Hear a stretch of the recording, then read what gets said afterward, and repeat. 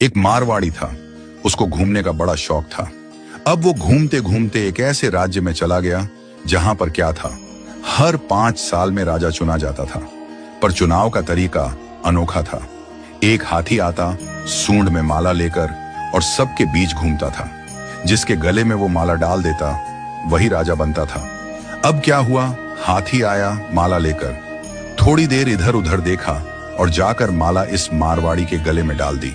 मारवाड़ी हैरान, अरे भाई, मैं तो घूमने वाला आदमी हूं, ये कहां फंसा दिया।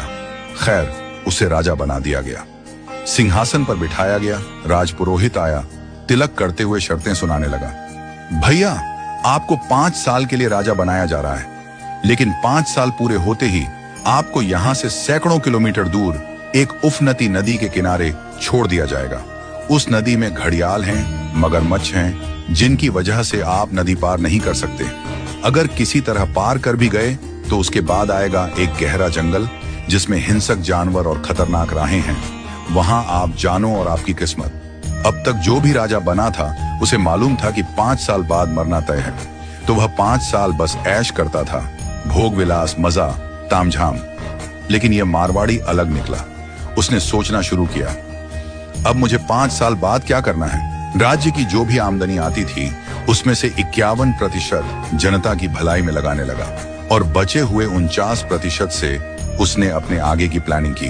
पहले साल उसने नदी पर एक पुल बनवाया, दूसरे साल उस पार के जंगल को साफ करवाया, खेती के लायक जमीन बनवाई, तीसरे साल वहां सड़कें बनवाई, लोग वहां बसने लगे, गांव और मोहल्ले बनने लगे।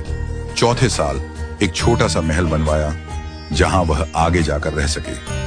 5वें साल अपने जीवन भर का खर्च, जरूरी चीजें, अनाज, सब कुछ वहां स्टोर करवा दिया। अब 5 साल पूरे हो गए। परंपरा के अनुसार लोग उसे ढोल नगाड़ों के साथ विदा करने आए। लोगों की आंखों में आंसू थे। कहने लगे, ऐसा राजा हमने पहले कभी नहीं देखा। वो राजा था मारवाड़ी, शांत मुस्कान के साथ सबको प्रणाम किया और उस पुल पर चढ़ गया जो उसने खुद बनवाया था। लोग अवाक रह गए। हजारों राजा आए गए, मारे गए, लेकिन ये पहला राजा था जो भवसागर को पार कर गया। कथा का संदेश, हम सभी इस धरती पर सीमित समय के लिए आए हैं। ये जीवन 5 सालों की तरह है। जो इस समय को मौज में घंवा देता है वो अंत में उस भवसागर में गिरता है जहां मगरमच्छ, घड़ियाल, दुख और पीड़ा है।